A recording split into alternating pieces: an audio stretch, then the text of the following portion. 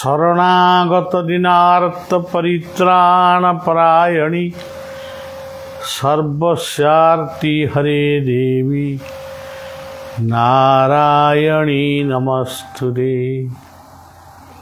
सर्वमंगल मांगल्ये शिवे सर्वार्थ साधिके शरण्ये त्र्यंबके गौरी नारायणी नमस्तुते। गतकाली सनातन धर्मर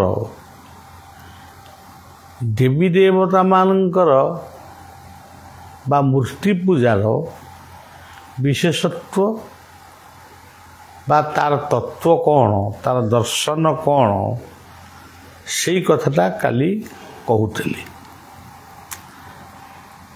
गणेश कौन, नारायण कौन, रुद्र कौन, अंबिका कौन, भास्कर कौन, सत्यनारायण कौन, ताकू जदि आमे ठीक भाव में बुझीपारू ताले आमे केतेबेले भाविबुनी आमे गोटे मूर्ति पूजा करुछु। तेबे मूर्ति पूजा किए करुछि? चांदा भेदा आदाय करी किछि लोकंक ठारू टंका नहीं और चांदा नहीं गोटे मूर्ति पूजा करवा, फुर्ती करवा, खाଇବା पीवा, हसखुशी करवा, किंतु भक्ति नहीं कि प्रीति नहीं। भक्ति जदि नहीं ताहले फेरी प्रीतिटा भी आसीबो कोठु? जशोमती जशोदा से गणेश पूजा करुछंती,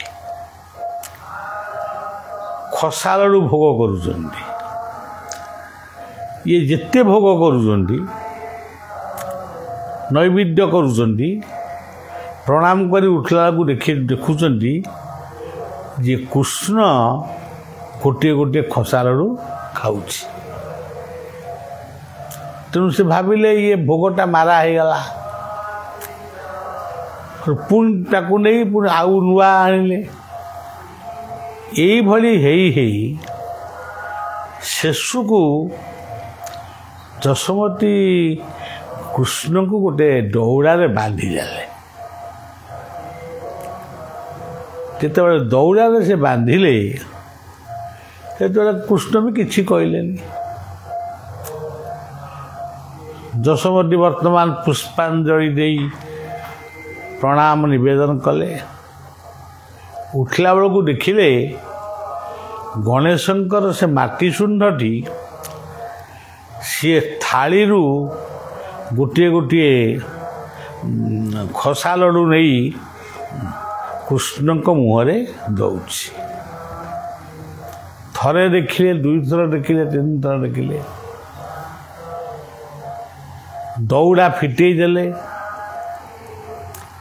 गणेश पाद तले मो पुअर विद्या बुद्धि वर्धित हो प्रार्थना कले एवं कृष्ण को स्नेह ममतारे टिके आउंसी देले।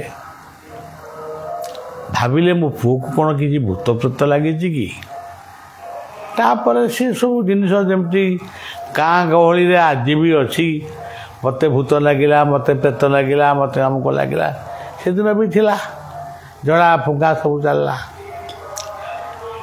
तेणु मूर्ति पूजा आमे जो द्रव्य करुचु, जो द्रव्य करुचु सी द्रव्य भितर कौन भगवान कर सत्ता नहीं? धर आमे माटी की चकटिकी गोटे मूर्ति करुचु। भगवान गीतार कहिले पुण्यगंध पृथिव्यांश। मु होउची पृथ्वीर पुण्यगंध। पुण्यगंध कहले जो वर्षा प्रथम वर्षा परे जो फसलटा माने सृष्टि हुए, पुण्यगंध पृथिव्यांश। आमे सूर्य को पूजा करुचु। सूर्य सकल शक्तिर आधार। ଗଛକୁ ପୂଜା କରୁଛୁ, ଗଛ ଅମ୍ଳଜାନର ପ୍ରତୀକ, ସେ ଆମକୁ ବଞ୍ଚିବା ପାଇଁ ଅମ୍ଳଜାନ ଦେଉଛି।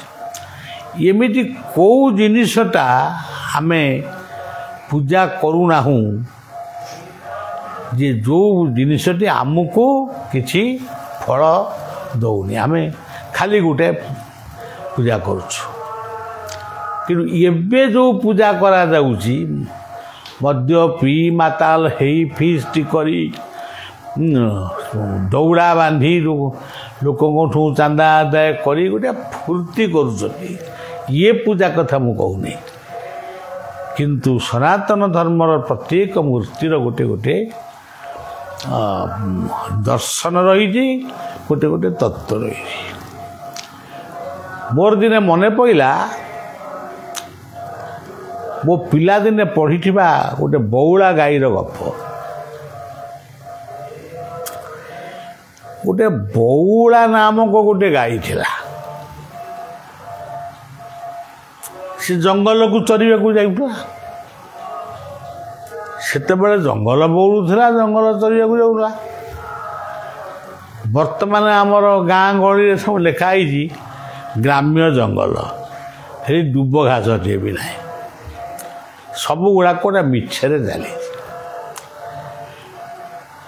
ବଉଳା ଗାଈ ଚରିବାକୁ ଯାଇଥିଲା। ଆପଣମାନେ ଚିନ୍ତା କରନ୍ତୁ, ବଉଳା ଗାଈଟି କିଏ? ଗା କହିଲେ ଶରୀର, ଇ କହିଲେ ଈଶ୍ୱର ଯେଉଁ ଶରୀର ମଧ୍ୟରେ ଅଛନ୍ତି, ସେ ଜୀବନ୍ତ, ମୃତ ନୁହେଁ। ସେ ଗାଈକୁ ବଉଳା ଗାଈ ବୋଲି କୁହାଯାଉଛି। ତାମାନେ କିଏ ଭାବିବ ଦୁଆଳିଆ ଗାଈ, ହଁ ସେ ବି ଗୋଟେ ବଉଳା ଗାଈ। ଯେଉଁ ଗାଈଟି କ୍ଷୀର ଦେଉଛି ସେ ବି ବଉଳା ଗାଈ। କିନ୍ତୁ ବଉଳା ଗାଈର ପ୍ରକୃତ ଅର୍ଥ ହେଉଛି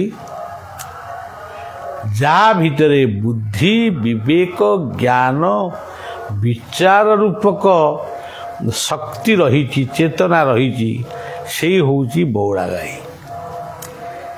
ଯିଏ ବ୍ରହ୍ମବାଦୀ, ଯିଏ ଶକ୍ତିବାଦୀ, ଯିଏ ଲୀଳାବାଦୀ, ସିଏ ହେଉଛନ୍ତି ବଉଳା ଗାଈ। ସିଏ କିଏ?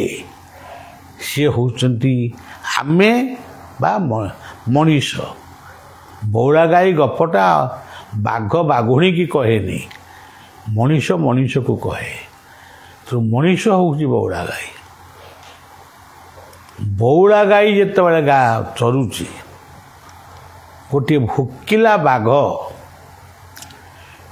ସେ ଆସିକିରି ବଉଳା ଗାଈକି ଖାଇବା ପାଇଁ ବା ତାକୁ ଆକ୍ରମଣ କରିବାକୁ ଚେଷ୍ଟା କରିଛି। ଜୀବନ ଦର୍ଶନରେ ଆମେ ଆମ ବାଟରେ ଅଛୁ। ଆପଣ ଦେଖିବେ ଏବେ ସବୁ ଆମ ପିଲାମାନେ ବେଳେବେଳେ ଆମେ ଗାଡ଼ି ଚଲାଉଛୁ, ଗାଡ଼ି ଆମ ବାଟରେ ଠିକ୍ ଚଲାଉଛୁ, କିନ୍ତୁ ସେମାନେ ଆସିକିରି ଭୁଲ ବାଟରେ ଆସି ଆମକୁ ଧକ୍କା ଦେଇ ପୁଣି ଆମେ କହିବାରୁ ଆମ ସାଙ୍ଗରେ କଜିଆ କରୁଛନ୍ତି। ଜୋର ଯାର ମୂଲକ ତାର।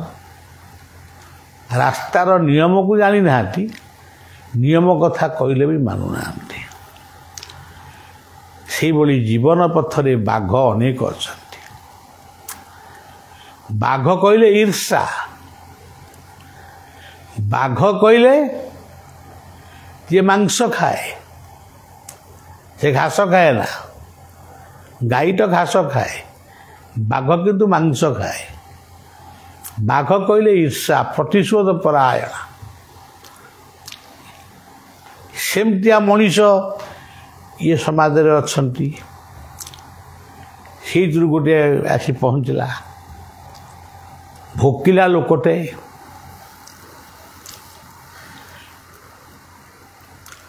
ଗୋଟେ ଭାଗବତର ପଦଟି ଅଛି, ମୁଁ ଖାଲି କହିଦେଉଛି। ସେ ପଦଟି ହେଉଛି ଏଣୁ ମୁଁ ଲୋକେ ଭୟଙ୍କର, କେବଳ ପାତ୍ରମ ଉଦର ଏଣୁ ମୁଁ ଲୋକେ ଭୟଙ୍କର। ମୋର କେବଳ କାମ ହେଉଛି ମୁଁ ଉଠିବି ତ ଖାଇବି, ତେଣୁ ଏମିତି ଗୋଟେ ବାଘ ବା ଏମିତି ଗୋଟେ ମଣିଷ ହାବୁଡ଼ରେ ପଡ଼ିଲେ ବଉଳା ଗାଈ ଖାଇବାକୁ କହିଲେ, କିନ୍ତୁ ବଉଳା ଗାଈ କହିଲା କ'ଣ, ତୁ ମୋତେ ଖାଇବୁ, ମୋର ଟିକିଏ ଆପତ୍ତି ନାହିଁ, କିନ୍ତୁ ମୁଁ ମୋ ଘରେ ଗୁହାଳେ ଗୋଟେ ଛୋଟ ବାଛୁରୀକୁ ଛାଡ଼ି ଦେଇକିରି ଆଇଛି। ସେ କ୍ଷୀର ପିଇଲା, ମୁଁ ତାକୁ ସ୍ନେହ ଦେଇକିରି ଛାଡ଼ି ଦେଇ ଆସିଛି, କହିକିରି ଆସିଛି, ଗାଈ ଭାଷାରେ କହୁଛି, ମୁଁ ଶୀଘ୍ର ଆସିବି, ତତେ ପୁଣି ଖାଇବାକୁ ଦେବି। ତେଣୁ ସେ ଭୋକିଲା ପେଟରେ ସେ ଛୁଆଟା ମୋର ଅପେକ୍ଷା କରିଥିବ, ମୋତେ ଅଧଘଣ୍ଟା କି ଘଣ୍ଟାକ ପାଇଁ ଛାଡ଼େ, ମୁଁ ତାକୁ କ୍ଷୀର ଦେବି, ବୁଝେଇ ଦେବି, ଆଉ ସିଏ ଆଉ ମୋତେ ଅପେକ୍ଷା କରିବନି, କାନ୍ଦିଲେ କାନ୍ଦିବ, କିନ୍ତୁ ମୁଁ ତୋ ପାଖକୁ ଫେରି ଆସିବି। ନା ଏହା କ'ଣ ସତ୍ୟ? ମୁଁ ତ୍ରିବାର ସତ୍ୟ କରି କହୁଛି, ଏହା ସତ୍ୟ। ବାଘ ପାଖରେ ବଉଳା ଗାଈର ସତ୍ୟ, ବାଘ ମନକୁ ଗଲା। କେମିତି କ'ଣ ଗଲା କେଜାଣି, ଗଲା। ବଉଳା ଗାଈ ଗୁହାଳେ ପହଞ୍ଚିଲା, ବାଛୁରୀକୁ କ୍ଷୀର ଦେଲା ପିଇବା ପାଇଁ, ଜିଭରେ ଚାଟିକିରି ତାକୁ ଗେହ୍ଲା କଲା, ଗେହ୍ଲା କରି କହିଲା, ବାପା ତୁ ଆଉ ମୋତେ ଅପେକ୍ଷା କରିବୁନି, ମୁଁ ବଉଳା ଗାଈ, ମୁଁ ବାଘ ପାଖକୁ ଯାଉଛି, କଥା ଦେଇଛି ମୁଁ ଯିବି, ଆଉ ସିଏ ମୋତେ ଖାଇବ, ଆଜି ମୋର ଶେଷ ଦିନ, ତୁ ଏଣିକି ତୋ କଥା ତୁ ବୁଝିବୁ, ତୁ ଆଉ ମୋତେ ଅପେକ୍ଷା କରିବୁନି। ତେଣୁ ଏ ସଂସାରର ପ୍ରତ୍ୟେକ କର୍ମ ହେଉଛି ଆମ ପାଇଁ ବାଛୁରୀ।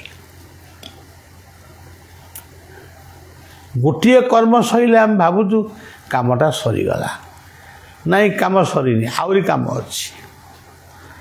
ଯାହାକୁ କାମ ଦେଖାଯାଏ ତାକୁ ସବୁବେଳେ କାମ ହିଁ ଦେଖାଯାଏ, ଯିଏ ଅଳସୁଆ ତାକୁ କିଛି କାମ ବି ଦେଖାଯାଏ। ତେଣୁ ବଉଳା ଗାଈ ରୂପକ ମଣିଷ ଇଏ ସଂସାର ବା ସମାଜରେ ବଞ୍ଚିଥିବା ଯେଉଁମାନେ ବାଲ୍ୟ ଚପଳ ଶିଶୁମାନଙ୍କୁ ଗଢ଼ିବା ଦାୟିତ୍ୱ ସେଇମାନଙ୍କର। ସେ ଯଦି ମିଥ୍ୟା ଶିଖେଇବେ ତାହେଲେ ସେ ମିଛୁଆ ହେବେ, ସେ ଯଦି ସତ୍ୟ ଶିଖେଇବେ ସତ୍ୟା ହେବେ। ତେବେ ବଉଳା ଗାଈ ଫେରି ଆସୁଛି, ବାଛୁରୀ ଆଖିରୁ ଲୁହ ବୋହି ଯାଉଛି, ବଉଳା ଆଖିରୁ ବି ଲୁହ ବହୁଛି। ବଉଳା ଚାହୁଁଛି ପଛକୁ ମୁହଁ କରି ବାଛୁରୀକି, ବାଛୁରୀ ଚାହୁଁଛି ବଉଳାକୁ।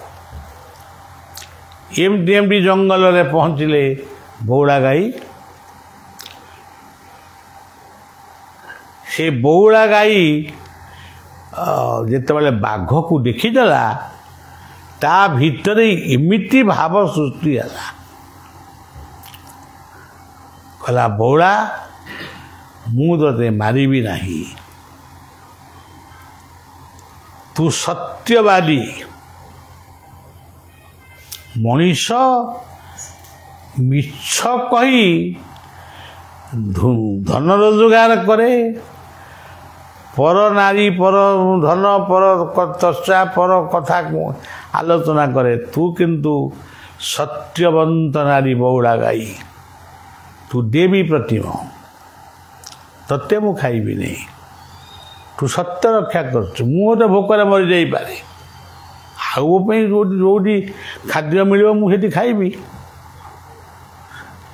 ନା, ମୁଁ ତ ବାଛୁରୀକି ବୁଝେଇ ଦେଇକି ଯାଇଛି। ନା ନା, ବାଛୁରୀକି ଫେରିଯା, ପୁଣି ଗୁହାଳକୁ ଯାଇ ତୋ ବାଛୁରୀକି, ତୋ ଛୁଆକୁ କ୍ଷୀର ଦେଇକିରି କହ, ବାଘ ମୋତେ ଫେରେଇ ଦେଲା। ତେଣୁ ଏ କଥାରୁ ଆମେ କ'ଣ ଶିଖିଲେ? ମଣିଷ ଯଦି ସତ୍ୟବାଦୀ ହୁଏ, ସଂଯମିତ ହୁଏ, ପ୍ରେମିକ ହୁଏ ତାହେଲେ ତାର ସେଇ ପ୍ରେମ ବା ଭଲ ପାଇବାରେ ଶତ୍ରୁ ମଧ୍ୟ ମିତ୍ର ହୁଏ। ସମଶତ୍ରୁ ଚ ମିତ୍ରେ ଚ ତଥା ମାନ ଅପମାନୟ। ତେଣୁ ସତ୍ୟବାଦୀ ହୁଅ। ଆଜିର ଏହି ପବିତ୍ର ସନ୍ଧ୍ୟାରେ ଏହି ବଉଳା ଗାଈର କଥା ଟିକେ ମନେ ରଖିବ ଏବଂ ନିଜେ ଗୋଟିଏ ବଉଳା ଗାଈ ହେଇ ଚିନ୍ତା କର ଆମେ କ'ଣ ପୂଜା କରୁଛୁ ସବୁ ସେଗୁଡ଼ାକ ଭୁଲ ନା ଠିକ୍। କିନ୍ତୁ ଯେଉଁଗୁଡ଼ାକ ଗୋଟେ ସକରେ କରୁଛୁ ସେଗୁଡ଼ାକ ଠିକ୍ ନୁହଁ। କିନ୍ତୁ କିଛି କାମ କରୁଛୁ ନିହାତି ଯେଉଁଟା କରିବା କଥା ତାହା ହିଁ କରୁଛୁ। ଯାହା କରଣୀୟ କର୍ତ୍ତବ୍ୟ ତାହା ହିଁ କରିବା ହେଉଛି ଧର୍ମ। ଆଜି କଥା ଏଇଠି ରଖିବା। ଶ୍ରୀ ଗୁରୁ ପ୍ରେମାନନ୍ଦେ ନିତାଇ ଗୌର ହରି। ଜୟ ଶ୍ରୀ ରାମ।